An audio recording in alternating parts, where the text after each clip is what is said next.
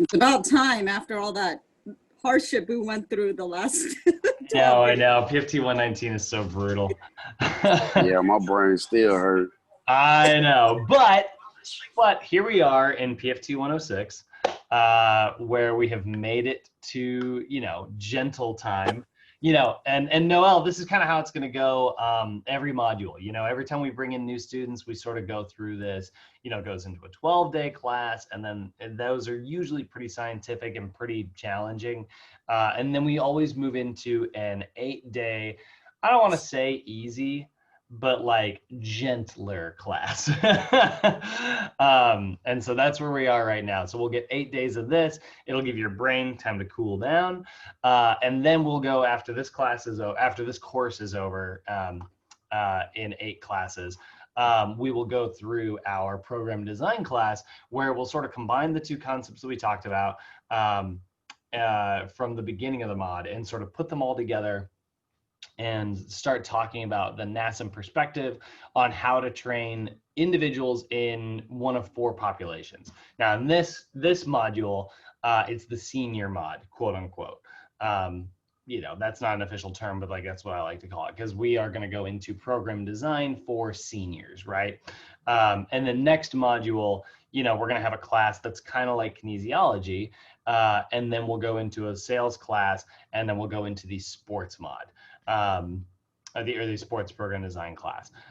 So that's how to train athletes. And so it's always going to go 12-day, 8-day, 10-day. We are starting our 8-day class right now. It is PFT 106, exercise prescription for special populations. I think that's the official title. I just call it special pops. And you have to have your pops. But while we're looking at it, as we go through, let me see if I even got this right. I keep it on the thumbnail.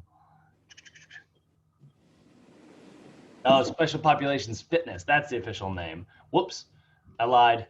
That's not the name. Special Populations Fitness. I didn't get to name all these Sochi classes. They all got named before I got here, and none of them make sense to me. So this is, like I said, PFT 106. And it is an 8-day class. So Noel, the one thing that's slightly different about this class compared to the one that you just went through is there's still going to be homework every other day. You'll notice there's take-home homework 1, take-home homework 2, number 3, but there is no homework 4 because it's only an 8-day class, and there's no midterm because it's only an 8-day class. So you probably noticed on your final and on your midterm, 50% of those questions are familiar, right? So if you have a 30-question test, 15 of them are coming out of homework 1 and homework 2, or 15 of them are coming out of homework 3 and homework 4, right? In this class, it's still going to be a 30-question final, but now you have homework 1, homework 2, and homework 3, and half of, you'll get 5 questions from here, 5 questions from here, 5 questions from here, and then you'll have a 30-question final exam that 15 of them are coming out of these homeworks. So in the last class, you only had to review 2 homeworks in order to get that 50% sort of bonus, right?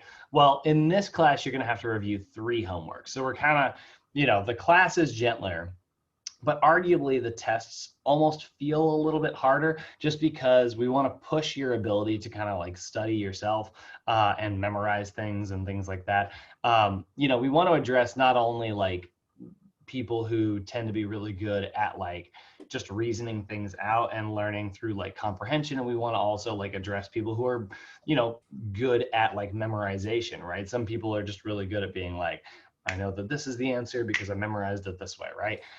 And that way we're kind of getting both sides of the brain. And so if you find that you're a little better at one than the other, this is going to kind of give you a workout, And then the next class, the same thing's going to happen. You're going to have homeworks 1, 2, 3, and 4. You'll have to review all 4 of those to get the 50% out of your final.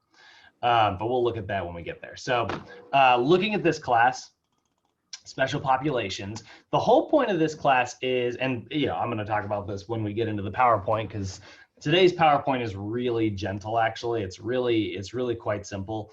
It is all about just you know, setting up the concept of like what it means to work with a special population, because like we have all of our general rules of like what works with exercise, right? But we have to change our priorities sometimes depending on what diseases or conditions somebody has. You know, what might be generally good is a rep range of 12 to 20, but if somebody has like arthritis, high repetitions can sometimes set that off. So instead, we're going to do moderate repetitions. So we'll drop that number down a little bit. So this class is kind of all about how to break the rules of general exercise, which is kind of fun. And those of you who have been through program design classes, you'll get a little bit, you know, more out of that because you know a lot of those rules. You know, since a lot of you guys, this is your first time, you know, it'll be kind of fun because we'll be diving into how to really like work and write out programs and stuff. Now, in this class, we are going to do kind of a special thing. We'll be talking about this tomorrow, where we'll do our first what are called SOAP notes. Has anybody in here ever heard of SOAP notes before? Irene, did you ever get to this part? Or have you ever heard of SOAP notes? So what is it? Soap? SOAP, S-O-A-P. Oh, notes. yes, yes. Yeah. Okay, Yeah. so SOAP notes. What SOAP notes are, is they're kind of a different approach. They're a different approach to writing out programs. Okay, so like they're a different way for you to like normally like when we write a program, we just kind of slap it onto an OPT template, give it to our clients and be like, hey, get to work, you know? But this is a little bit different. Like SOAP notes are a little bit more about like almost like writing a description of your client's homework. So it's almost like, you know, coming up with an action plan or even like a contract. For those of you who have been through like our psychology class, we've talked about like contingency contracting, where you like write up a contract and you're like, here's what's expected of you as the client, here's what's expected of me as the trainer. When you do this, you know, you're going to get this kind of reward. When you do this, you're going to get this kind of like negative reinforcement, you know, like, so that's kind of a fun, you know, that's setting up expectations ahead of time. That actually works similar. That feels very similar to how SOAP notes are. And I'll just give you, I'll show you one quick example of what SOAP notes are. I know we're going to dive into this tomorrow, but it'll be kind of fun. I want to get you guys fired up and excited for this class. So I want to show you now what it kind of looks like. But here's like an example, right? We got John Smith here. I was being really creative apparently when I wrote this one. They are a server at Chick-fil-A. They suffer from hypertension and shoulder impingement. So they've got high blood pressure and they probably have like rounded shoulders, right? Hobbies include playing video games, watching TV, and they are interested, I remember this, they're interested in bowling, which I was like, bowling, huh? But bowling is one of their common hobbies. So that is subjective information, right? So we just kind of wrote out some general subjective information. That's what the S in SOAP stands for. But we've also got some objective information, which is like measurable stuff. So we measured his blood pressure and it was 145/90, so definitely hypertensive. We measured his weight, 295 pounds. And then we looked at postural distortions. We measured his postural distortions. What we found is that his arms fall forward, his shoulders elevate, and he has a forward head posture. So definitely shoulder rounding, right? That would definitely explain that shoulder impingement that he's been dealing with. And then we see the blood pressure here. So when we did, and we decided to put him through a 3-minute step test, which is the cardio assessment that we thought would be most appropriate for this client. Unfortunately, his recovery pulse during that assessment couldn't actually be gathered because he couldn't complete the assessment. He started doing it, got way too out of breath and had to like stop. So that's actually okay. And that'll happen sometimes. Sometimes your clients won't be able to get through the assessments. And so what you do is you measure progress towards that, right?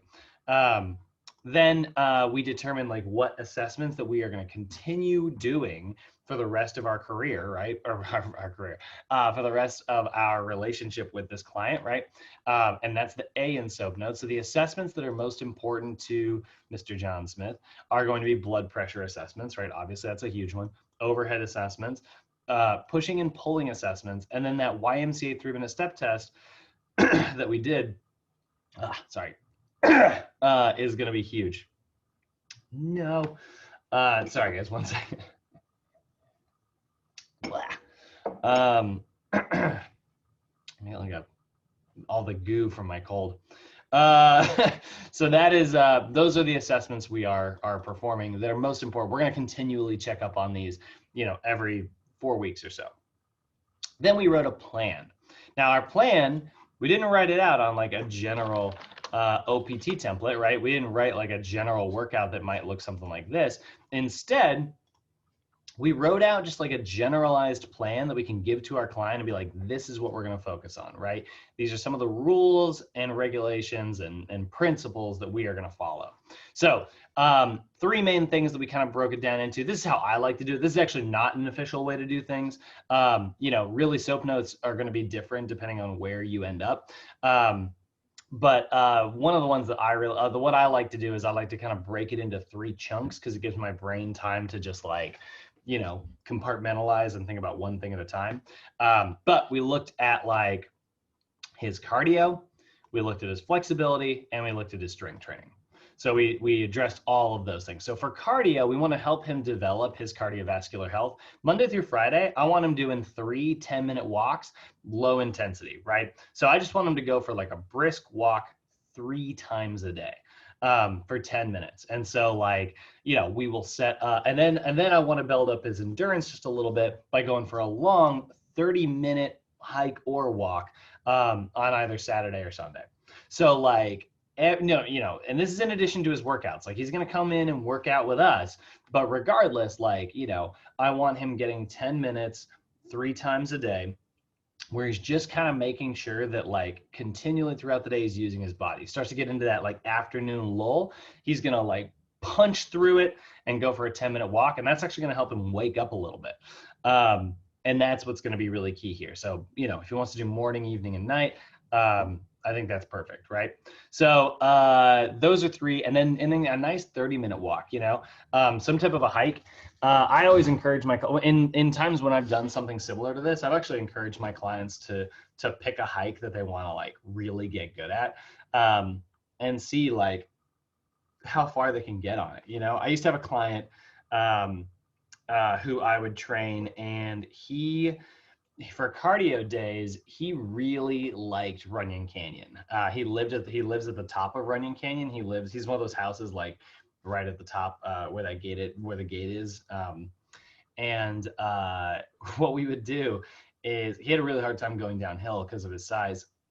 So what we did was we would drive to the bottom of the hill. I would drop him off, and I would drive his car back, park it, get out, lock up everything, and then I would run and I would run down Runyon Canyon and meet him, wherever I met him.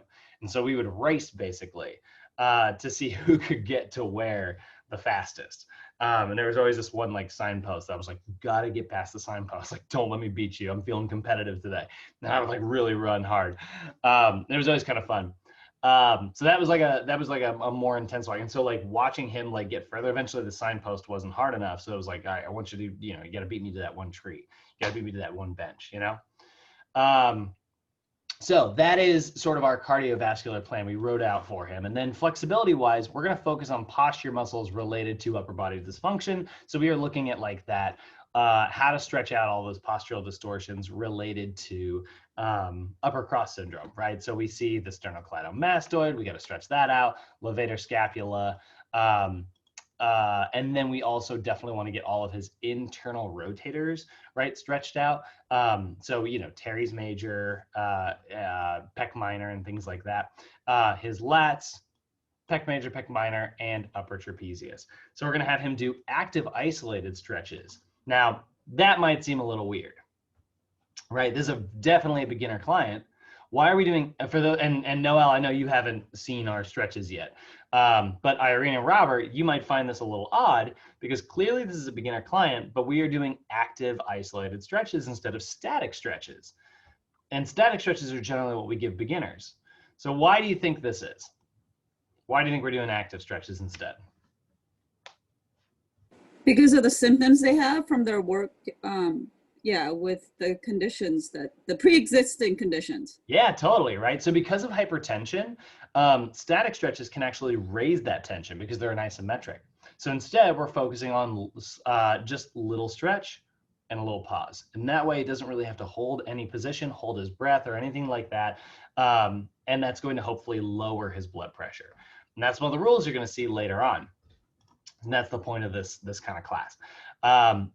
And then here's our total body workout. We'll get into that later. And then you can see here the 3 things that we are always avoiding, like isometrics, slow tempos, avoid holding your breath. So we'll look more at that stuff later. Like I said, we're going to actually get into SOAP notes tomorrow, but I kind of wanted to show you that's what this course is going to be. We're going to really be looking at all of these individual special populations. And, we talk a lot about how to follow the rules at Sochi. This class is all about how to break them, but with purpose. So is it really breaking the rules if you do it with purpose? I don't know. Today we're looking at our intro. Tomorrow we'll look at how to work with multiple conditions. This is basically where it gets a little complicated sometimes and a little dicey because you will have what are called comorbidities. Basically, things that are related to other things, right? So we'll look at how to sort of address that. Then we're going to look at our first population, which is youth and senior populations. Kind of funny because we actually have an entire youth program design class for 10 days. And then after this class, we'll be going into a full 10 days on how to work with seniors. That is much more complicated than the one table in your textbook. But I like this because it is kind of like a warm up to the rest of these that are a little more complicated. Day 4, we're going to look at 3. We're going to look at obesity, diabetes, and pregnancy. I know that this one doesn't seem like it fits on the list, but the modifications are actually somewhat similar, even though the condition is totally different. Then we'll be looking at hypertension, coronary heart disease, and peripheral arterial disease. When you see somebody who has like really intense varicose veins and things like that. Then we will be moving on to osteoporosis and arthritis, which are totally different from each other, but the modifications are somewhat similar. And then lastly, we'll be looking at cancer and chronic lung diseases. So, those are actually quite similar as well. Part of what happens with like cancer treatment is that it really, really, really saps your energy, which feels really similar to when you have chronic lung disease. It's very difficult to breathe. And, I guess we could throw friggin' coronavirus into the chronic lung disease section. So that's what we are looking at. That's what we're looking at in this course. Do you guys have any questions about PFT 106 before we dive into our first PowerPoint? Nope. Cool. All right, well, let's start the vacation, shall we? I say vacation. I mean, it's still a class. It's just not quite as bad. All the emojis. Let's see here. Oh, nope. There it is. Apparently, the last time I opened these, I must have had my windows flipped. And OCD. Okay. All right. So looking at day 1 here. So this is special populations, fitness day 1. We are going to be looking at special populations and exercise prescription. When I say generally we want to avoid the word prescription, like almost in every aspect of our career, because that's really not what trainers do. We don't prescribe things. I mean, we kind of do, like we prescribe exercise, but like it kind of gives us it paints the wrong picture for our clients, because they're like, a lot of times I've had clients sometimes show up when I'm working in a gym, and like I've worked in mostly corrective exercise for most of my career. I mean, I ended up actually, I always say that because that's how I envision my career, but actually I guess I worked in weight loss a lot as well, considering that I was working at WellFit. But like when you think of corrective exercise, a lot of times people go, oh, you're like a physical therapist. And it's like, No, because a physical therapist is medically trained to treat specific like injuries, conditions, things like that, right? Whereas we as trainers, like we definitely address those things, but we do it through general exercise. And we do know that like general exercise is the healthiest freaking thing you can do for yourself. Like when you make, when you make yourself generally healthier through like an active lifestyle and a healthy diet and things like that, everything else in your life improves, like I'm going to give you a weird analogy here, but you guys have heard me talk about like Thirst Project a little bit here before, right? Like Thirst Project is a charity that my roommate started when we were in college together. And so what we do is we speak at high school and college campuses, and we get students really fired up and do fundraisers to dig freshwater wells, mostly in like sub-Saharan Africa, but we're also in like India and Colombia and other places as well. And Thirst Project's been around since 2008. We've raised, I think, God, I'm trying to think of where we're at. I think we're a little over like $8 million at this point. But what we do is we dig these wells in like these communities, right? And sometimes people go, well, it's like, well, what about like food, right? Or what about like education? Like, what about like other things? Do you just go in there and dig a well and then leave? And here's what we tell people, like, and because for the most part, like we do actually, we focus mostly on the water. But like, here's the thing, when you consider like how much time people in developing countries spend traveling to gather water for the day because they don't have access to safe, clean drinking water, they'll walk the average distance somebody will walk in the developing world, it's about 4 miles a day. And they'll carry these what are called jerry cans, they're kind of like big gas cans. And they are big gas cans, but they will carry those like 4 miles. When you fill one of those up, it weighs about 44 pounds. So they'll travel like 4 miles, fill it with basically like water that animals are drinking and defecating in, these open unprotected sources of water that have a lot of waterborne diseases in them, and then they'll carry them all the way back, and it takes all day just to have drinking water, 44 gallons. I'm trying to think of like how much the average, let's see here, how much water does the average American use per day? That's 40. We use 8, literally, it's perfectly double. We use about an average of 88 gallons a day in our homes, right? And so this is all the water they have for drinking and washing and cleaning. So here's the thing, when you bring fresh water into a community, what ends up happening is like suddenly women have time to go get jobs, because generally they're the ones who spend most of their time doing this. Women and children are usually the ones responsible for gathering, because usually like men are in charge of like going off and going to work for the day. And so kids cannot go to school. So if you care about education, you absolutely care about clean drinking water. If you care about women's rights, they can suddenly go get a job, which empowers them and like raises their status. That instantly, we see disease drop dramatically, literally overnight, because they're not bringing in. So like if you're like super big on like, malaria work or AIDS work or anything like that, we see those diseases instantly fall through the floor, or at least, sometimes exposure to those diseases. And so like, fixing, like by bringing water to a community, I'm sorry, I ended up doing way more minutes on this than I meant to, but by bringing water into a community, it makes everything better, right? So that's huge and really, really important. If you want to know more about it, go to thirstproject.org. But the same thing is true of special populations. I want to circle back to why I started talking about this. So what personal trainers do is we, through general exercise, make people healthier. We do general nutrition, we do general activity, right? We're not necessarily treating any specific disease. We're going to spend a lot of time over the next few days talking about a lot of different diseases, and we do not treat or cure those diseases.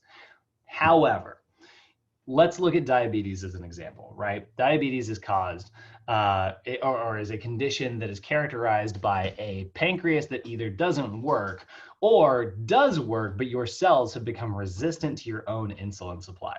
So your body has been inundated with so much sugar that it cannot control pulling that sugar out of your blood anymore, because your cells are like, they need like a bigger fix, you know?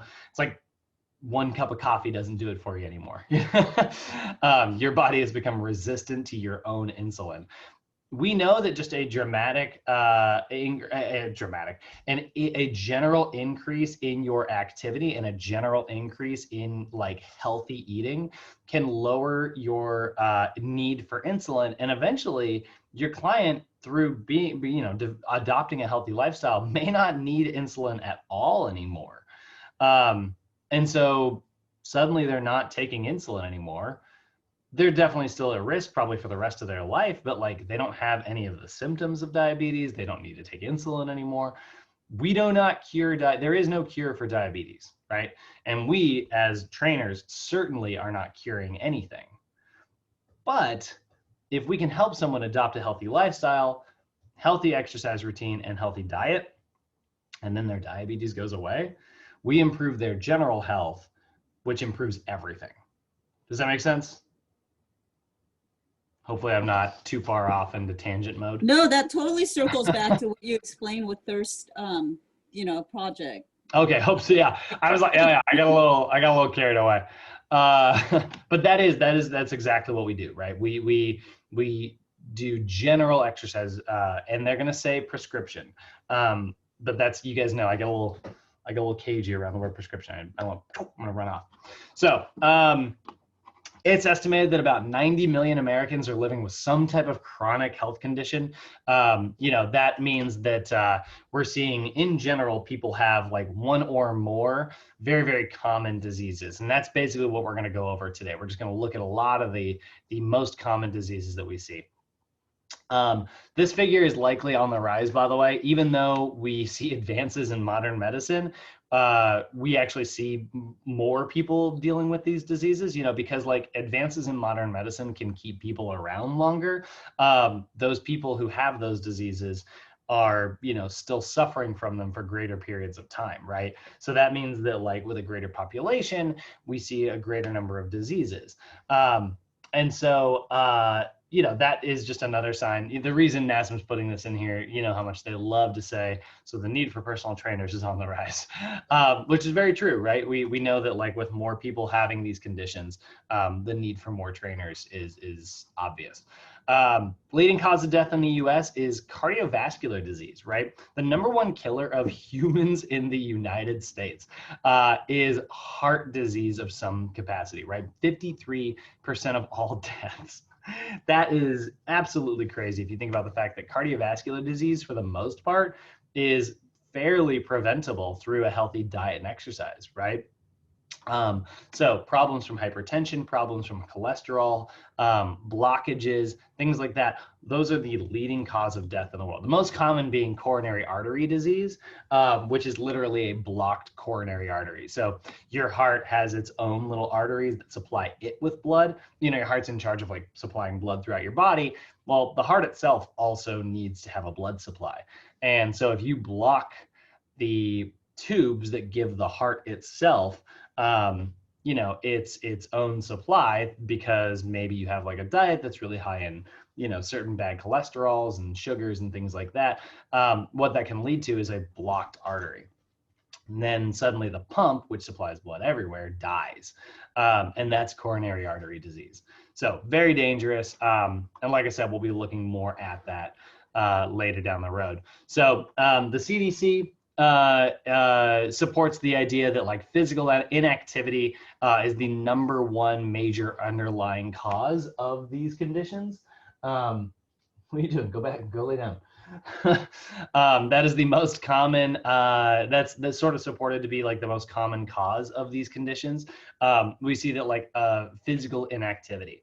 Obviously diet plays a huge role as well, but you need to, they say, like, what's that phrase? If you don't use it, you lose it. That kind of is true when it comes to like keeping your heart healthy. So we need to find ways to fit healthy lifestyles that are relatively safe and effective into our overall lifestyle routine. We need to sort of adopt these healthy habits. And that's really what trainers are here for, right? We are here to help our clients learn how to adopt these healthy habits. So looking at exercise and coronary disease, cardiovascular disease, right? So secondary prevention is going to be derived from, other conditions. So a lot of times, like, even just preventing your clients from having other diseases can have a really, really, really positive effect on things like coronary heart disease. Again, coronary heart disease is a blockage in the coronary arteries, which are the arteries that supply the heart itself with blood. Sorry, I think I'm gonna sneeze. No, hold on. God, I hate being sick.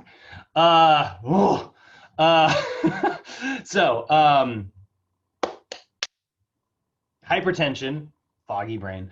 Hypertension, by treating that and getting rid of your high blood pressure, that can have really positive effects on coronary heart disease, right? Because again, what hypertension is, right? That is too much pressure moving throughout like your blood vessels in general. So then if you have areas of like way too much pressure and you have areas of low pressure, suddenly it's harder for that blood, which is already experiencing a blockage in your heart, to get to the heart, right? So if we can treat the hypertension, we might have a positive effect on coronary heart disease. What's up, Irene? A little off the subject, but is it true when you sneeze, you skip a heartbeat? I don't know. I've heard that. I've definitely heard that. I have no idea. I've never bothered to actually look that up. I wouldn't be too surprised if that is the case.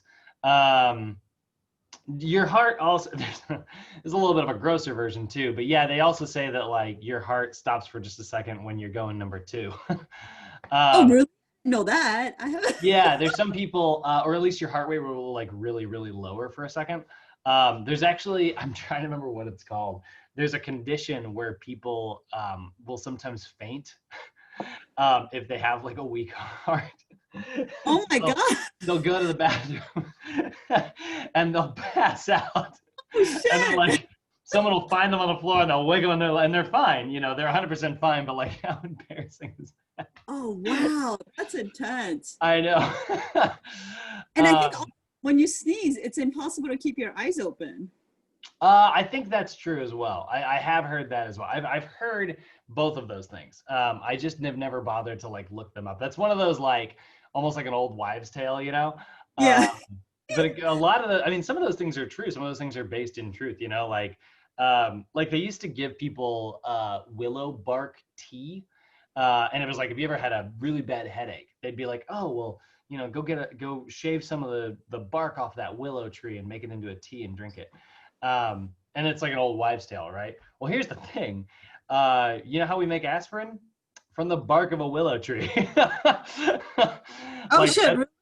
Yeah, that's what aspirin is. So like, some of those things can be true sometimes. A lot of times we spend so much time dispelling stuff, but yeah, a lot of it turns out to be true. Next time, try it, Brad. Next time you got to sneeze, try to keep your eyes open. Oh God. When I was a kid, I was told, like the other half of that was like, if you were to keep your eyes open, your eyes would pop out of their sockets. Oh shit. Oh no. I doubt that part is true. But that's definitely something I heard. That's so funny. Okay, okay. Yeah, that's the special population we'll get to on day 5. Eye popping out. No.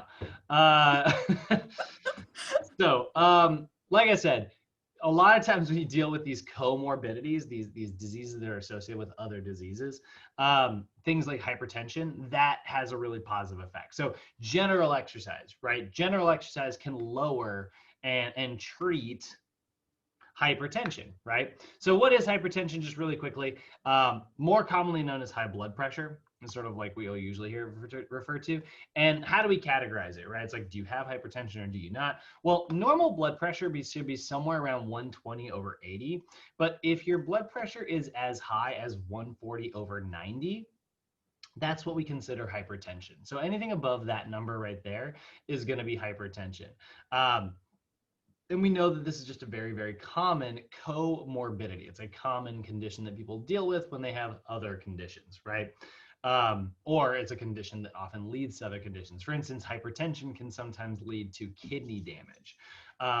And so then, like when you have kidney problems, you have to watch your protein intake, you have to watch your electrolyte intake, you know, all these other things that start to like come into effect. So again, comorbidities, right? Conditions that sort of lead to other conditions. Yeah, question. Yeah, one other thing, you know, with the high blood pressure, I remember this was like 5 years ago. I went in for a doctor's appointment and I was super stressed out because I couldn't find parking for like 20 minutes and I didn't want to be late. And so when I went, and you know how they take your blood pressure? Yeah. It was super high. Not super high, but you know what I mean? It was high. And then they're like, you know what? Let's take it after we have the doctor, you know, after you see the doctor, and went back to normal within an hour. Yeah, so that is called essential hypertension, which is basically where you have like temporary hypertension. You know, when you start exercising, for instance, your blood pressure shoots through the roof because like your body's like, all right, well, we got to like shoot blood around the body to get blood to the muscles. But yeah, that's just temporary. That's nothing to worry about. All of us are going to go way above 140/90, depending on what you're doing. I think actually, we looked this up once. What is highest recorded, what is the highest recorded blood pressure ever? We looked this up once. 370/360. Damn! Yeah, that's nuts.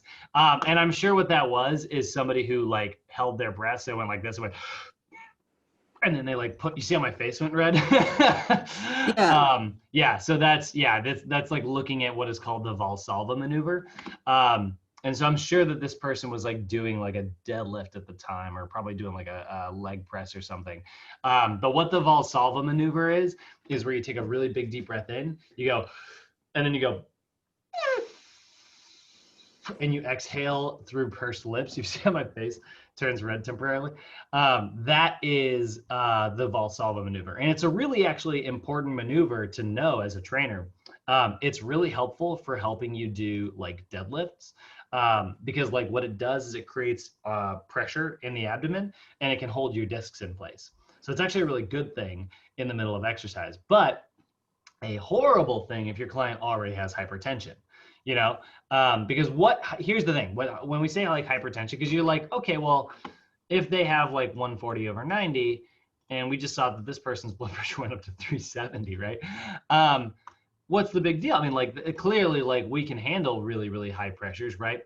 But what's dangerous is not the number, you know?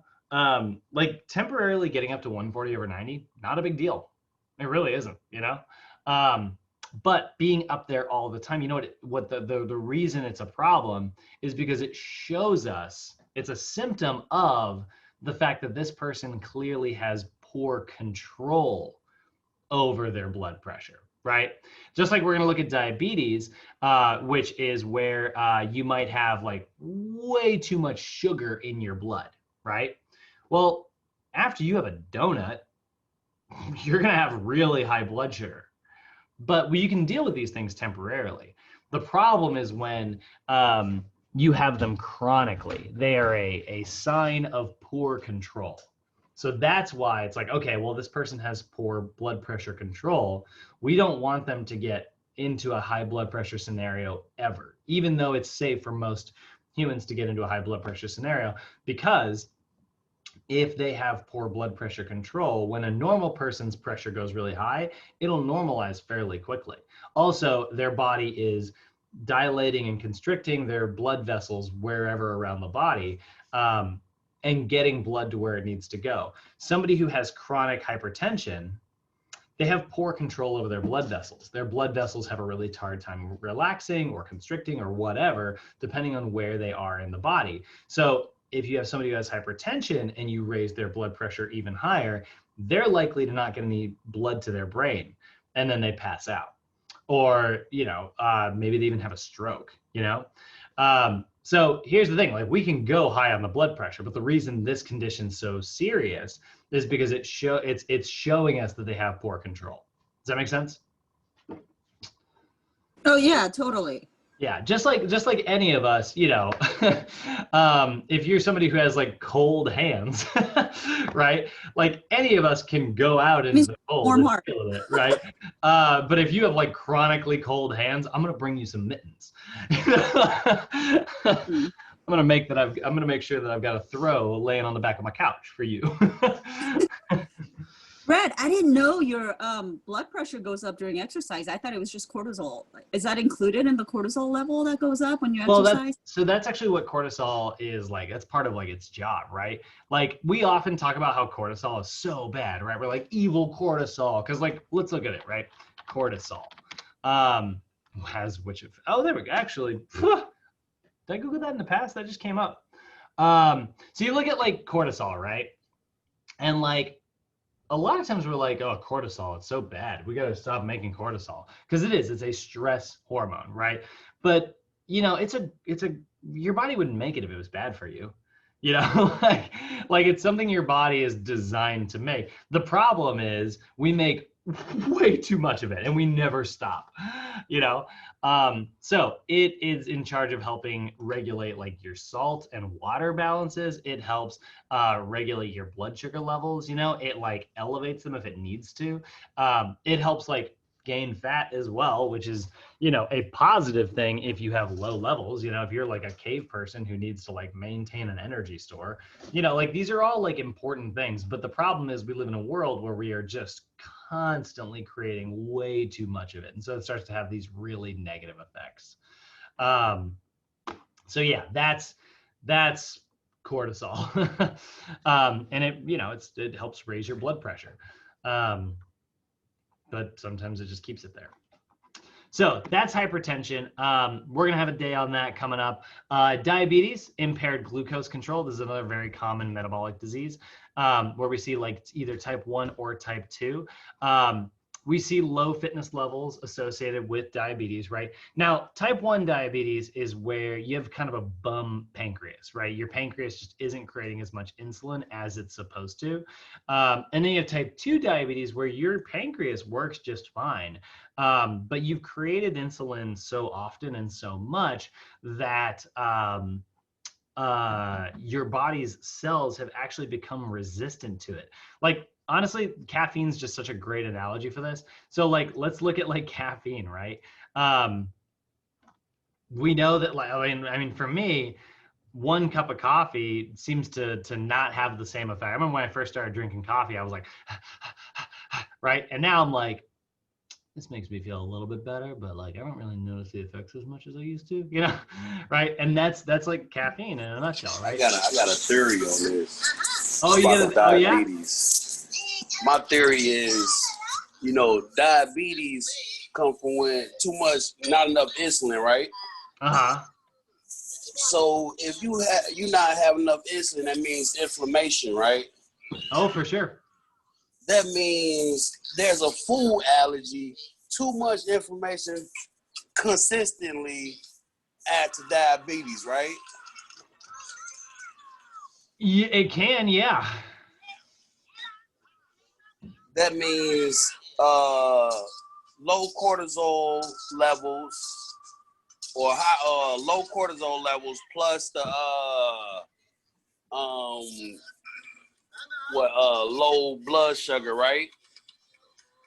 Means low inflammation, right? Sometimes, yeah. But if you eat the wrong things, if you eat the wrong things, you got food allergies. Everybody have food allergies, and we always focus on dieting and exercise. If you don't focus on food allergies, how you gonna get the diet and exercise right? That's fair. Yeah, I think that makes a lot of sense. I would You say got to get rid of inflammation first, right? Control your inflammation before you can start those dieting. So this is where like sometimes I get a little cagey about drawing like big conclusions like that. So like I'm with you until we get to like we want to take care of one first. I think that is exactly what a comorbidity is, right? It's like several things feeding in. I think like getting rid of like food allergy foods like out of your diet, I think it's a great idea. You are definitely not going to hear me argue against that. But to say that that will cure your diabetes, it's almost like you're putting a band-aid on the problem instead of treating the problem. I think that, like, one of the reasons your body is so stressed, you may be stressed because you're eating foods that your body responds really poorly to, and then that stress causes high cortisol, and then that can lead to a low But consistently though, yeah, totally, right. But we definitely know that, like, sugar in particular, right? Like, sugar just does not agree with the human body. I mean, our brain thinks it's amazing. You know what I mean? Like fructose, like our brain is like, oh my God, this stuff is awesome. Like, because it is a super already broken down carbohydrate that our body can immediately absorb and use for energy production. But the problem is we don't use it for energy production. We sit around. So then our body stores it, your body can't store, it can only store so much sugar. So what it does is it converts it to fat instead. Or it lets those sugar levels remain elevated in your blood. And those elevated sugar levels in your blood, eventually your pancreas is like, all right, well, I got to get this out of here. And that's what your pancreas does. Like, it creates insulin.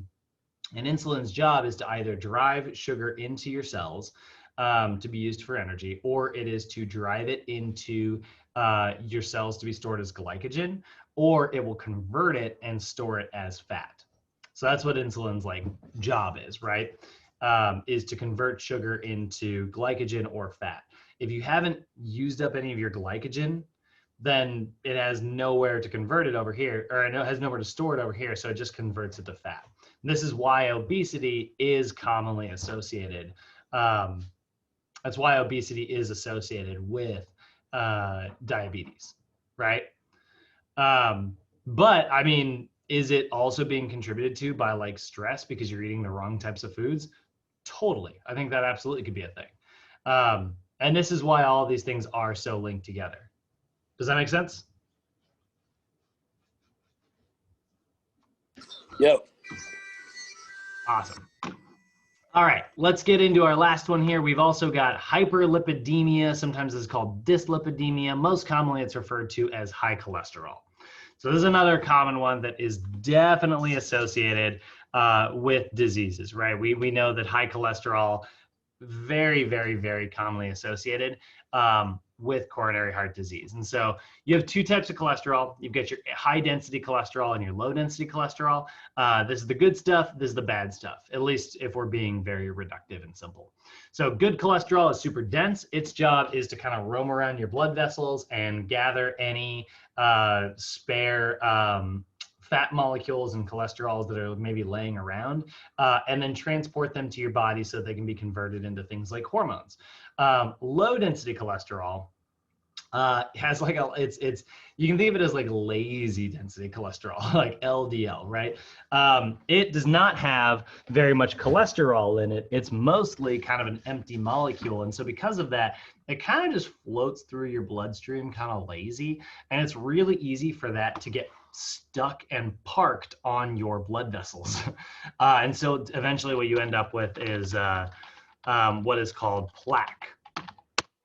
And so you can see, like, this is what we refer to as atherosclerosis. And so that low density cholesterol, you get like one little molecule that ends up here, and then like another one gets attached to that, and another one gets attached to that, and eventually it builds up. Now you have this much space to get your blood to go through instead of, a normal blood vessel, which is supposed to have this much space. So that lack of space leads to high blood pressure, and it's difficult for materials to get around the body. That can also play with like your sugar levels and everything. So very, very, very dangerous. And if that happens in a coronary artery, now we're in really, really big trouble.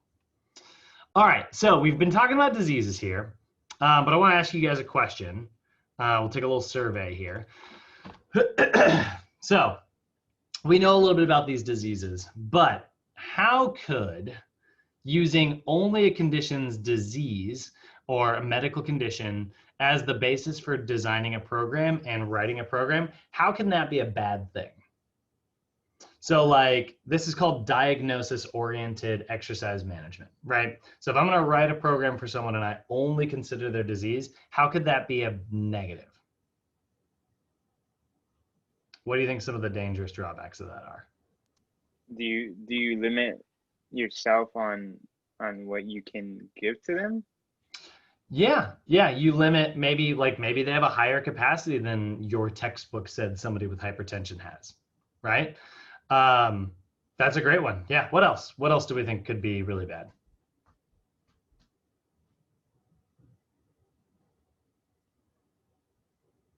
Give me one more and I'll leave you alone.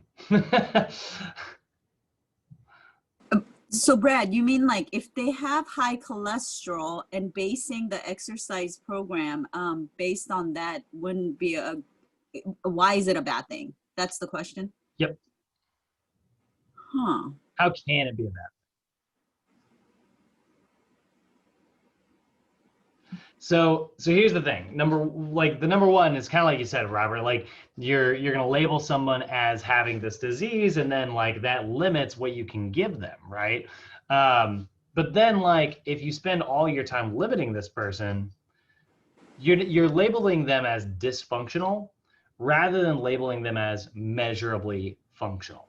So basically the reason we're even asking this question and the reason I want you guys to get used to like avoiding diagnosis-oriented exercise management. Well, let's define it first, and then we'll talk about why it's a silly idea. So this is sorry, go ahead. So this is diagnosis-oriented exercise. Sorry, this is diagnosis-oriented exercise management, right? It's program design based solely on a client's disease or solely on a client's condition, rather than basing the design on the individual themselves, right? So that's what this is. The reason that is rough is because number one, you're instantly saying like, oh, we have this disease, I'm going to treat that disease. And that already is you straying into an area you really shouldn't stray into, right? Again, we are going to do general exercise, which will have positive effects on everything rather than going after a disease specifically. In fact, for the most part, what we're doing is we are understanding these diseases so that we can simply make small modifications to our programs rather than writing a program specifically based on something. That's what doctors do, right? They treat diseases, but sometimes treating a disease is not even like that great of like a solution, right? Like when someone has diabetes, a lot of times their doctor will give them insulin, which is great because that keeps them from dying, but like they don't spend any time telling them to like, I mean, a lot of times they do, make no mistake. I'm not trying to draw too much of a generalization here, but like if you really want to get rid of diabetes, Noel, like you said, you need to address your diet, you need to address your activity level, and you need to like address your habits, right? And so like by improving those three things in general, right, which we believe that someone can do, they're measurably functional, right? They're gonna have really positive effects rather than just looking in your textbook and being like, oh, you have this disease? All right, so we're gonna avoid this and we're gonna do this and we're gonna do this, right? Rather than looking at the person. Irene, what were you gonna say? No, we're good. Okay. So one of the disadvantages to diagnosis-oriented exercise management, it makes it very difficult to address your individuals who have like multiple conditions. That's a super common one. So sometimes people are gonna have hypertension, coronary heart disease, high cholesterol. They're gonna have lots of these things all at the same time. And if you're trying to be like, all right, well, you can't do this, you can't do that, you can't do this, you can't do that, you can't do anything. I'm sorry, but I can't train you, goodbye. You know, like that's not great, right? So instead, we want to make sure, this is basically the reason we're even saying this right now is because what's important, guys, is to assess your clients. Like put them through a series of assessments so that you learn about them as an individual, because maybe they're the exception to the rule, you know? Maybe they can absolutely do something even though they are dealing with this specific condition. It makes it very difficult for clients who don't fit easily into one category, right? It makes it difficult to like look at someone and be like, oh, well, you have diabetes. I'm supposed to avoid all these things, For instance, like when you have a client with diabetes, the blood vessels, especially to like low blood flow areas, such as like the fingers and toes, can lose sensation. You can get like what is called peripheral neuropathy. That's a comorbidity associated with diabetes, where essentially the nerves that are gathering information in certain parts of the body get damaged in such a way that that person's no longer feeling certain sensations. So doing things that are like high impact, such as like box jumps, can be a risk factor for someone with diabetes, because like if you are like impacting really, really hard, they might not actually be able to feel that, and they'll have altered proprioception. And then if they get like a blister or something, that can be really, really, really dangerous, because they don't necessarily feel that they have a blister. They're not aware of it because they're not feeling that sensation. And then because they don't feel it, they don't treat it, and then it gets infected, and it becomes really, really, really dangerous. So one of the things that we do, we could have, in really extreme cases, yeah, maybe the right move is to avoid, and that's the thing, I'm not saying like you need to disregard everything either. We don't want to go too far in that direction. But you'll hear sometimes like, oh, don't do plyometric like box jumps with diabetic patients, right? But maybe you do decide to, right? But one of the ways we can do that, we can sort of get the best of both worlds, we just got to make sure that our clients are taking proper care of their foot, make sure they have like, moisture wicking socks, make sure that they're wearing proper footwear, that, the shoe's the right size, not cramping their feet. It's not going to lead to something like a blister.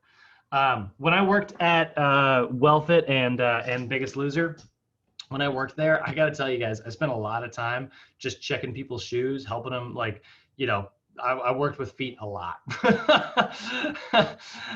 Just because diabetes were really, really common, and our clients were going on 2-hour hikes every day.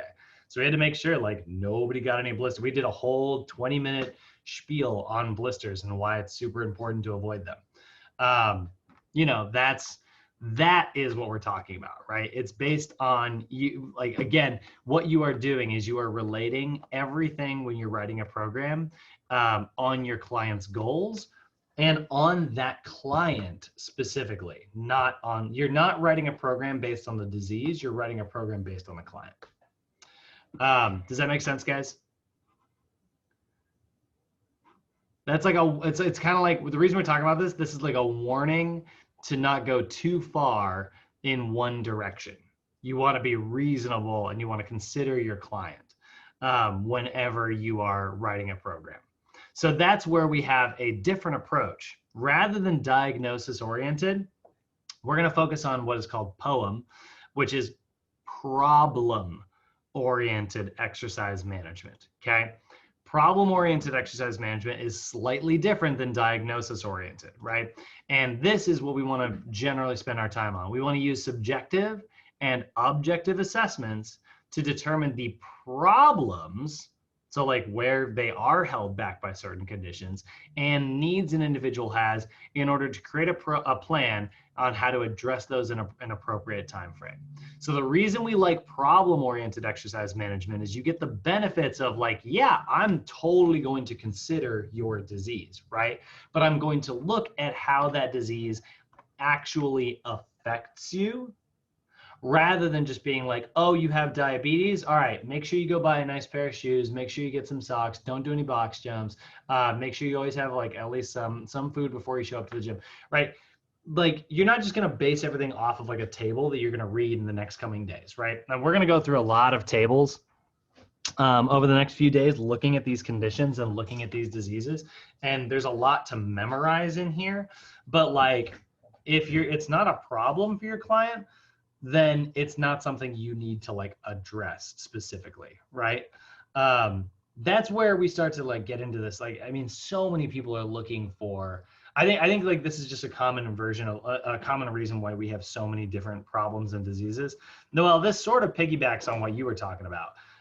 So many people out there are looking for, we live in this world where even like our fiction, right? Even like our stories, we live in a world where everything is solved by some type of like magic MacGuffin. You guys know what a MacGuffin is? You ever hear that term before? No, I never heard that. I never. A MacGuffin is a writing device in like movies and like TV shows or books or whatever. A MacGuffin is like the one magic thing that solves all your problems, right? Like, I mean, I love this movie, but like Avengers Endgame, spoiler alert for those of you who haven't seen it. You know, the MacGuffin in that is like, man, the world got destroyed, but then all of a sudden Ant-Man shows back up. Like, that van was a MacGuffin.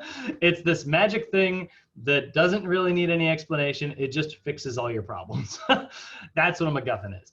We have so much of that in our stories and our fiction, and like it warps our perception of things, you know?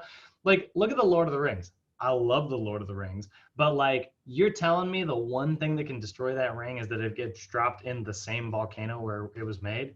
Why can't I drop a nuclear bomb on that thing? You're telling me that wouldn't destroy that ring? You know, like, have you seen how destructive a nuclear bomb is? You know, or like werewolves, right? A silver bullet. A silver bullet's the one thing that can kill a werewolf. What if I shoot a werewolf into deep space? Like, nope, it still lives. You know, like that's what a MacGuffin is, right? We live in this world where people will be like, oh, I have trouble sleeping. Well, I'm not going to change my habits. I'm just going to take melatonin. Oh, I have trouble with my blood pressure. Okay, well, I'm going to take fish oil pills, right? Rather than like addressing my diet.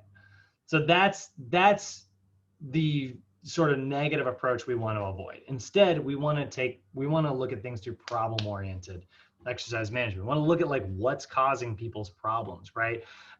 We do exercise testing, right? We do assessments so we can figure out like, hey, tell me about your lifestyle. Like, you said you have trouble sleeping and you have a lot of like cortisol problems. Like last time you got your blood tested, you had high blood pressure, you have trouble sleeping at night, you have trouble waking up, you feel like you're tired all the time. Tell me about like your sleep. Like what does it look like when you go to bed? And it's like, well, you know, like I do the same thing everybody else does. I'll crawl into bed at whatever time it's time, you know, when I start to get a little bit tired.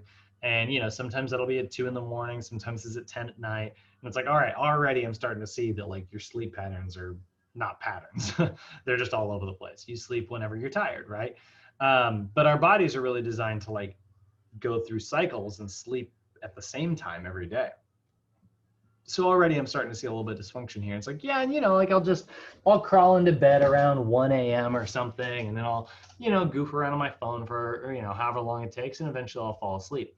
It's like, all right, so also I'm seeing a little bit of a negative habit there, right? Like, you know, your phone is keeping you up at night. Like your brain is making other hormones because maybe you're playing Candy Crush or something, you know, like these other things that are leading to like poor habits. So we're starting to see like the reason.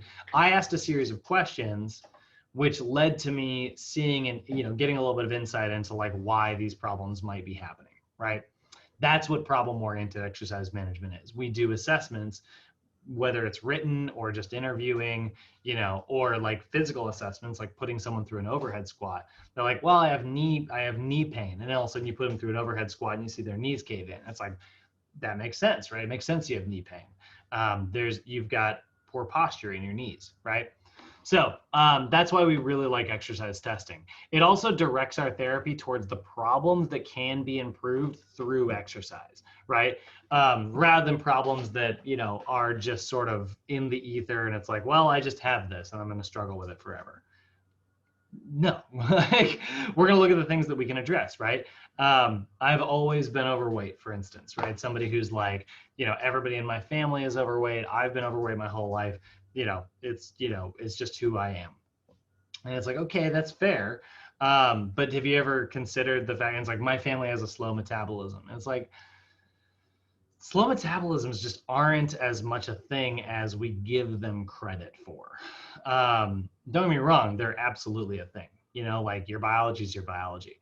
But so many times, like, you know, they'll sometimes look at people who have like their whole family has been like struggle with their weight. And it's like, is it biologic or is it that your family has common, you know, habits that they've sort of passed through the generations, you know, like my family, you know, if you get around the Thompsons, you will find not most of us, we are not huggers. We're just not that much of a huggy family. We often we show like affection. Um, my parents spent a lot of times like telling stories, kind of like I do. That's why I get so sidetracked so easily. It's like I grew up doing that. And so like, when we see each other, a lot of times there's like a lot of words to describe how excited we are to see each other. And like, we'll hug, like I hug my parents, of course I do. But like strangers, it's like a lot of times, like I'll give someone a compliment and they'll go, "Oh, that's so nice." And then like a lot of times I can always tell there's this like nervous energy where they like, I'll say something nice to someone and then they'll like go in for a hug. And I'm like, yeah, I guess we're doing this, like, but to me, and like, there's this very awkward thing. And it's just because I didn't grow up around it, and I live in California now where hugging is like how you say hi to everyone. So it's like your habits shaped your biology, sometimes it's not the other way around. Could be, but not always, right? And that's what we want to be kind of open to the idea of here. It directs us towards problems that we can address, right? Rather than just like resigning yourself to being like, this is how it is and this is how it's always been. Why don't we look at like maybe the idea that like habits have formed these things rather than biology? And then the other thing that I really like, and this is my favorite part of this, it transforms problems that have an overwhelming amount of complexity into little tiny components that are way more easily managed, right? When you look at somebody who says, I have had plantar fasciitis my whole life, right? I always get really bad plantar fasciitis. I've had runner's hip, I've had runner's knee, I get all these running injuries every time I've tried to run. That sucks, right? And that's a very complex problem. But if we then do some type of postural assessment with that person and we see that they have really excessive knee valgus, they have an excessive forward lean, and we're like, okay, so here's the components of like how you move. Here's what I can see. You've got really tight calf muscles. And I was like, well, I have tight calf muscles because I have Achilles problems and plantar fasciitis problems. It's like, or you have tight calf muscles, which is why, let's flip it around. That's why you have these problems. Those problems are not causing your tight muscles. Those tight muscles are causing your problems, right? You don't have diabetes, which is causing impaired blood sugar control. You have impaired blood sugar control because you have a diet that's high in sugar, which is causing your diabetes, right? Do we see how we can flip that around? That's why we like problem oriented rather than diagnosis oriented. Am I making sense here, guys?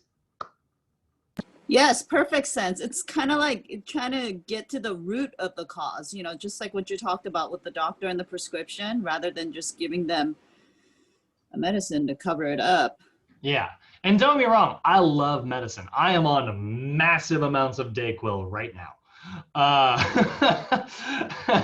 Like, make no mistake, I like Western medicine. I am a fan. But at the same time, like, we don't want to put Band-Aids on things. We want to fix the problem, right? That's really what we're getting at. So we can talk about why. Just a little comment on that, Brad. I know I mentioned this before, but I think that's what I kind of mean on. I said this about myself, like I'm the type of guy that doesn't really take excuses, but I guess when you put it in that way, it's kind of more of like, yeah, I don't like when people try to, put Band-Aids over the problem instead of solving the problem from the root of it, Yeah, totally, right? I was just talking to my neighbors. We've got a mosquito problem because there's all this water in the driveway, like in the gutter, and so like mosquitoes are like breeding in there. So clearly, like someone is over watering their lawns, and I was like, that sucks. And I was like, have you ever had? She's like, yeah, we've had this problem for years, and I was like.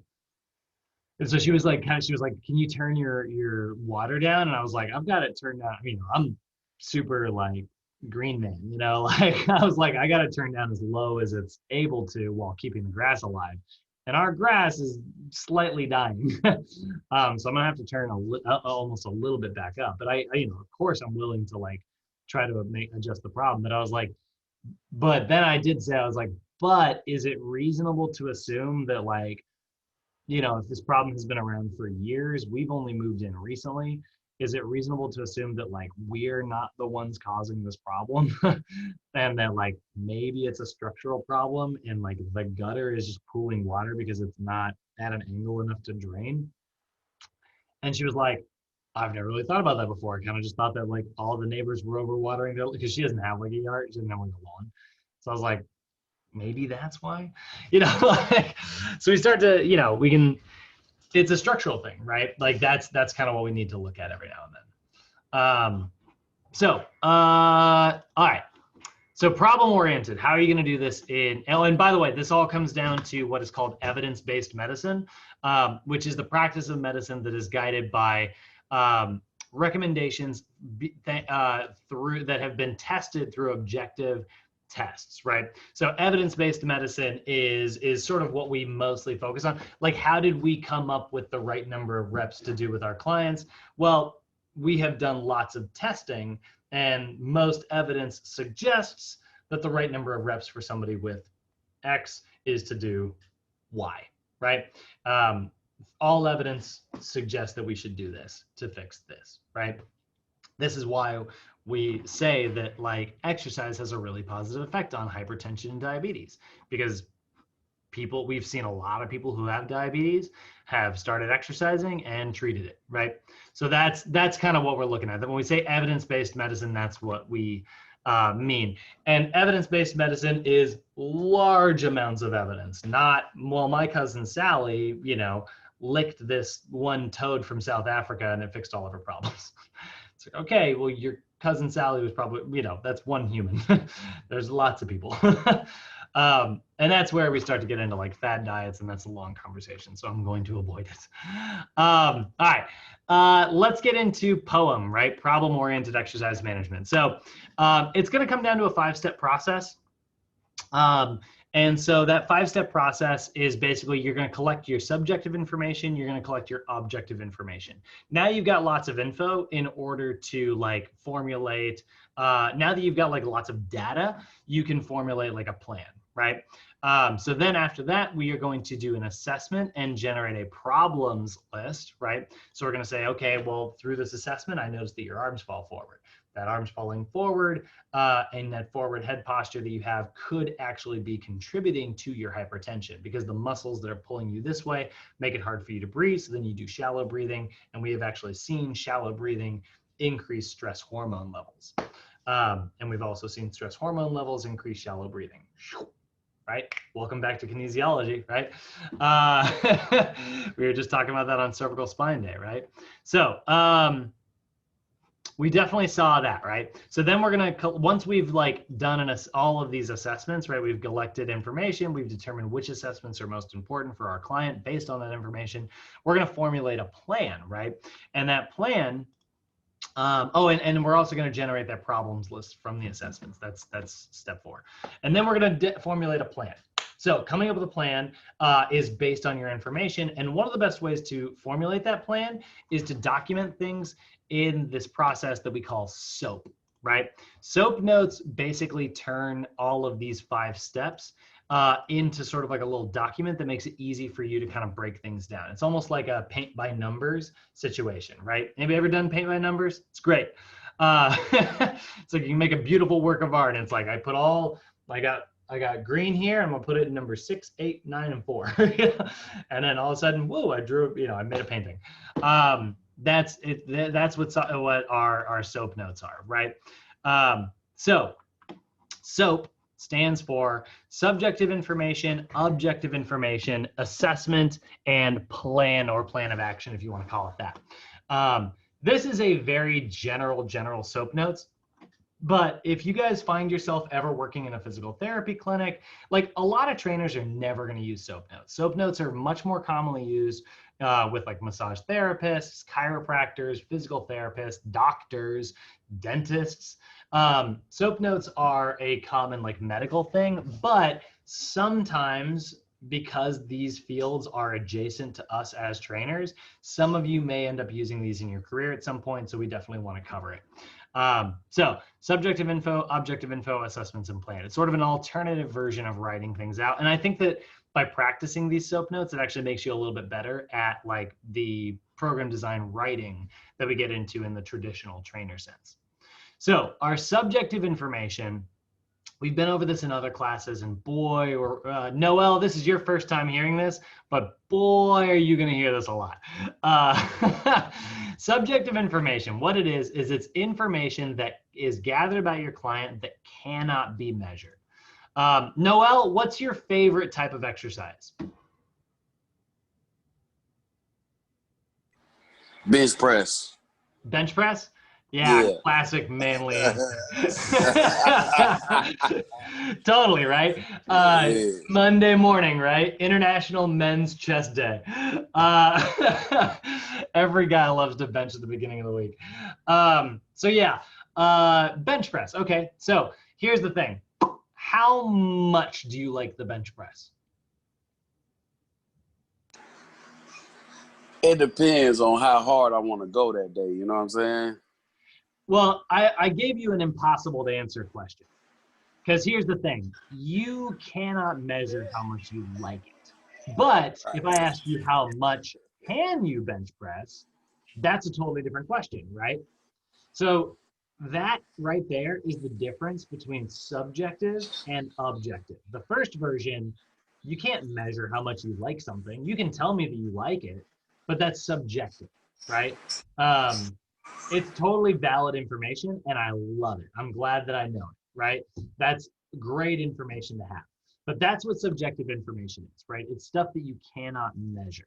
So things like your general and medical history, that's immeasurable, right? Like if somebody says they have diabetes, right? You can't measure their diabetes. They just have it, right? You can't measure the fact that someone works as a waiter. You can't say like, well, how much waiter are you? Right? Like, it doesn't really work that way. So we like subjective information, make no mistake about it. We love subjective information, but it is immeasurable information. So it's general information gathered about your client. So general medical history questionnaire, questions about their occupations, right? Like, hey, do you wear dress shoes at work? Like, may seem like a really weird question for a trainer to ask, but the reason we ask it is because dress shoes often have an elevated heel. Elevated heel means that they are going to, be in a plantar flexed position all day, which means their calf muscles might be overly tight, their tibia muscles might be overly weak. So we asked the question because it could lead to measurable information later on down the road. So information about their medications, that is also a really good subjective information. Maybe that medication hits them like a truck, maybe it doesn't hit them at all. Like me, like I said, I'm on Dayquil right now. Well, Dayquil is great and it makes me feel really good in my nose. But like, man, all day today and all day yesterday, my teeth ache. And it's like, I hate it. And I feel like a little queasy whenever I'm on Dayquil. And it's just because it doesn't have very positive effects on me. I'm a little sensitive to it. Same thing's true. A couple years ago, I got a doctor gave me Oxycontin for the first time, or oxycodone for the first time. I'd never had a prescription painkiller in my entire life. I know some people love that stuff. I hated it. It hit me. It was awful. And I was like, I cannot believe people like this stuff. I cannot believe people get addicted to this. It was horrible for me. So, different folks, different strokes, right? That's subjective. You can't measure how much something is going to affect someone. But we do have lots of objective information. So going back, Noel, if I ask you how much weight you can bench press, right? You can be like, boom, specific number, right? You're like 200 pounds, bam, right? Like that's a number. That's something I can measure. 225. Fair enough, right? Yeah. Sorry if I insulted you.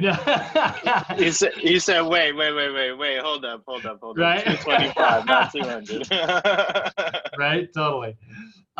So, because that's objective, now I can measure, directly, like, is that improving, right? Well, we trained for 4 weeks and now it's not 225 anymore, it's 230, right?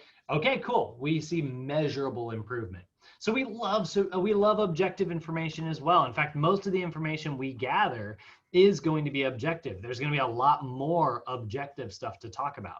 But make no mistake, I don't want to say, like, I think sometimes trainers, we all tend to be kind of technical numbers people.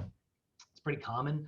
I want to make sure that we don't put too much emphasis on objective and forget about subjective, because it's still important.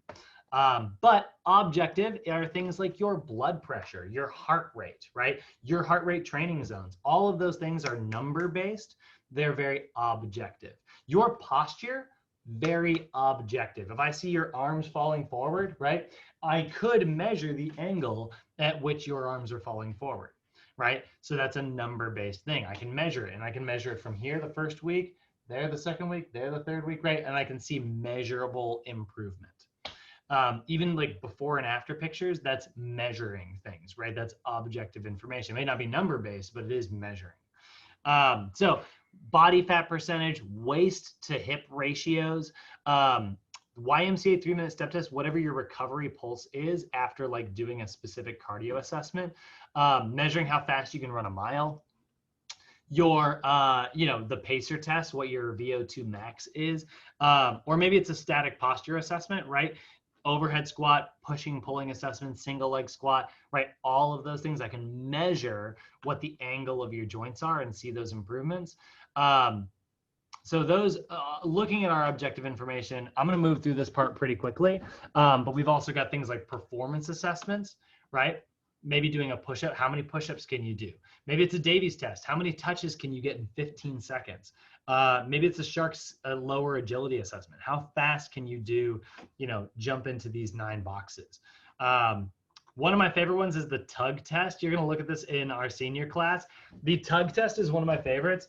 It's the timed up and go assessment. It is where you have it's usually used only in older clients. You have them sit in a standard chair, not a freaking stool. But then you have a cone. I think it's 15 feet away. I'll have to check actually. But basically you put a cone and then they have to stand up without using their hands, walk around that cone, and sit back down. And you time them how long it takes. And that seems like a really simple assessment. And it is. It actually is. Because it's used on our senior clients, right? We use it in senior clients who are generally not ready to do like a full freaking pacer test, run back and forth, or a shuttle run, like suicides. But the tug test is great.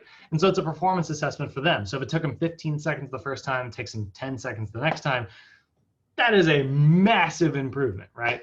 So, or Noel, bench press assessments, right? Or barbell squat assessments, right? Those are all performance assessments. We've also got balance assessments, hand-eye coordination assessments. This is one of my favorite balances, and this is called the STAR excursion test. And basically they're going to reach at all of these different angles here. And you are going to measure, you can see like these lines in the middle, how far outside of the center they can reach with their toes. So if they can reach to here, that's pretty freaking good, right? But if they can only reach to here without losing their balance, there's room for improvement. So that is, those are different objective assessments that you can perform. Now, when you are choosing your assessments, right, when we look at the assessment section here, after the information has been gathered in subjective and objective portions, you're going to write down the relevant information from those assessments. So if you got a client with, let's say, hypertension, right, elevated blood pressure. If you get a client with hypertension and you notice that their balance is not very good, is that information relevant to the hypertension? Maybe not. Maybe it's not the most important thing in the world, related to that.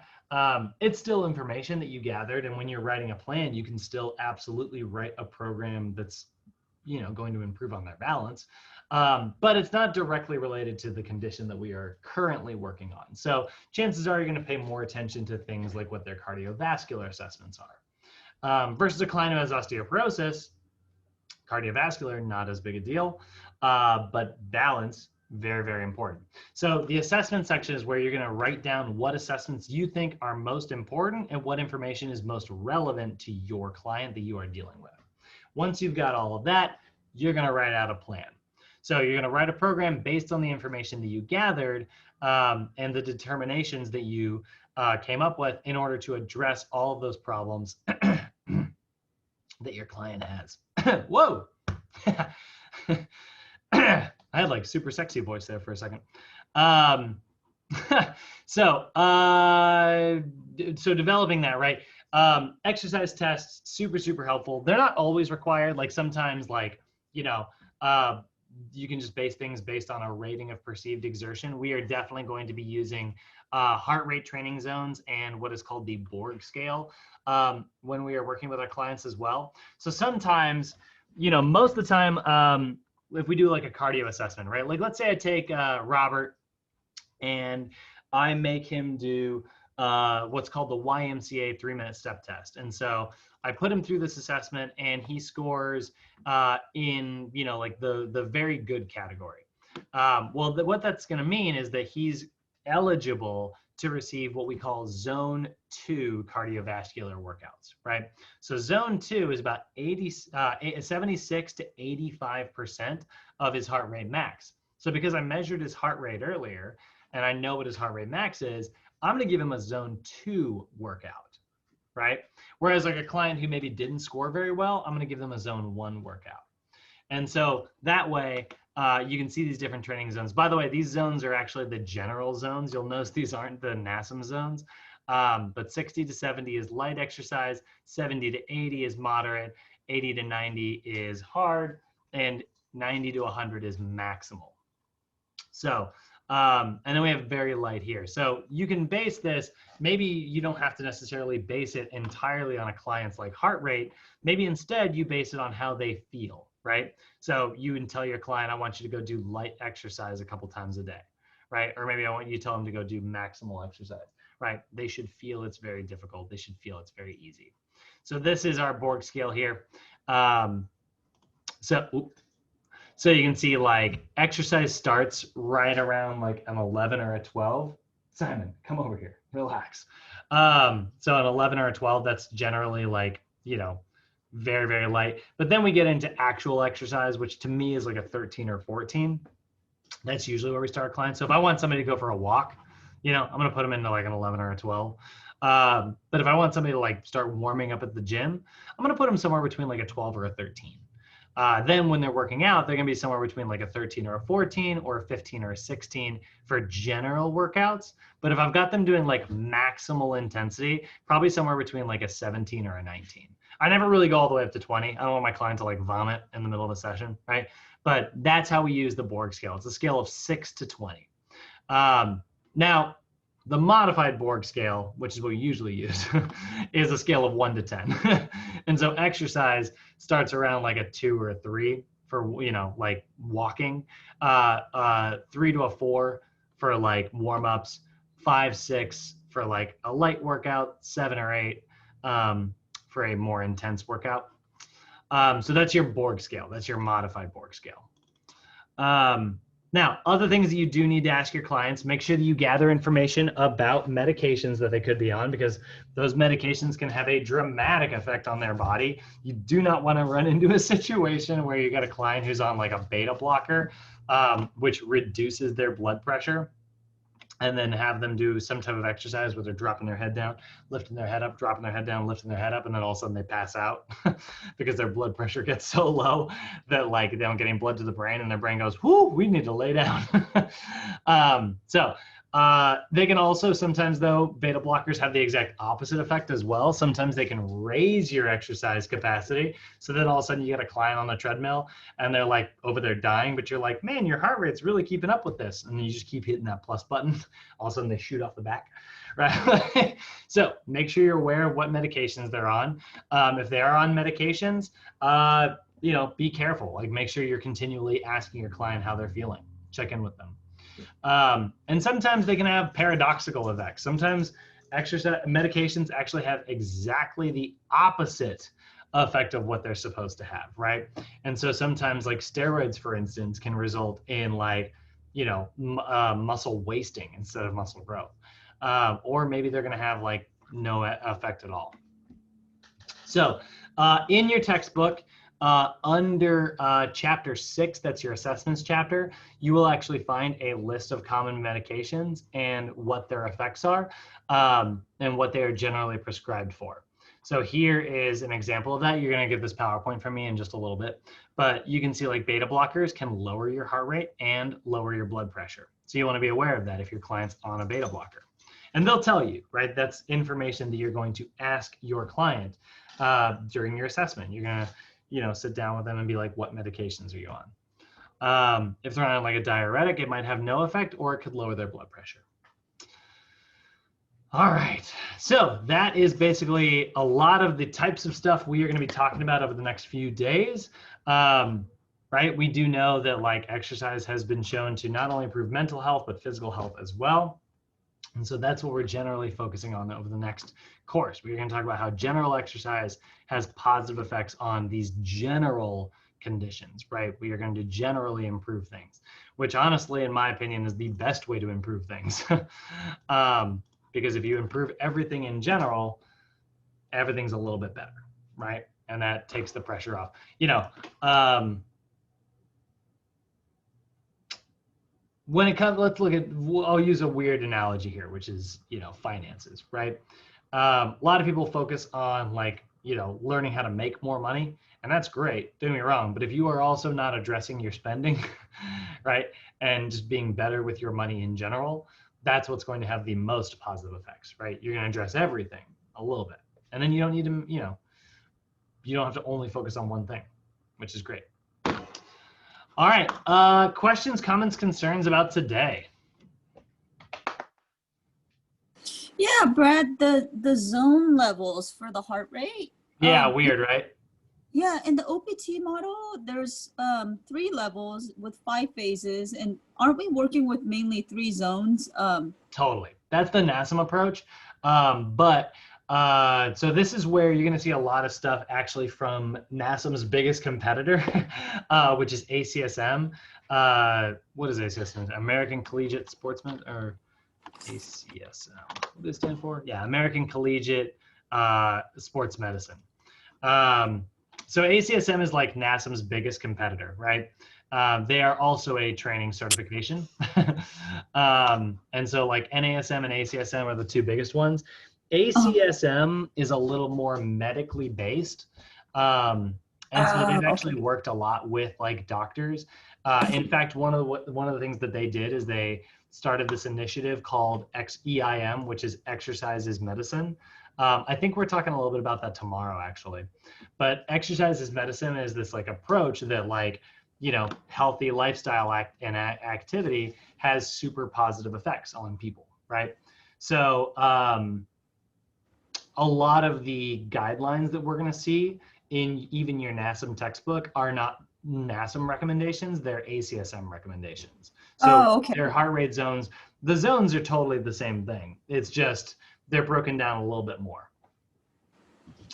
So yeah, that's actually part of what's kind of fun in this course is we'll actually look at some different approaches to things than the way we've seen them in the past.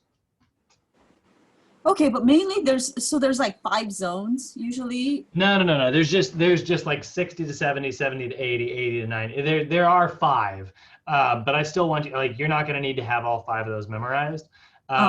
You're still going to be like zone 1 zone. You're going to do the NASM approach to things still. Oh, got it. Okay. Yeah. Don't worry. We're not changing it on you. That'd be right. Check that off. Where did Fit inside and go? What's that? Oh, they're hanging out by the door. They're like, we want to go outside. They're bored. Is your roommate out of town again? What's that? Yeah, they're over there. Oh, they're so fortunate to have you to like be. That is a huge difference to have someone reliable to care for the pet. Yeah, normally it's our buddy Daryl, but yeah, I mean he's got a million roommates now, so. Oh, I see. Aw, they're so good. They're so depressed. They're just like, get this out. Okay, go. I'll see you tomorrow, Brad. All right, see you tomorrow, Irene. Noel, Robert, you guys got any questions? No, this is more kind of down the lines of where I'm kind of familiar with now. So awesome, love that. Yeah, it's pretty good. It's going good. It's better now than it was. Gentler than it was, right? Yeah. The 8-day classes are always easier. The one exception that I think nutrition sometimes feels still hard. That's one of our 8-day classes. But for the most part, these 8-day classes, this is the second easiest class in all of Sochi. The easiest one is coming up next month. That it's PFT, it's the sales class, and it's like piece of cake. All right, guys. Well, I'm gonna let you out of here, and I will see you guys tomorrow. All right, you guys have a good day. You too. Peace out. See ya.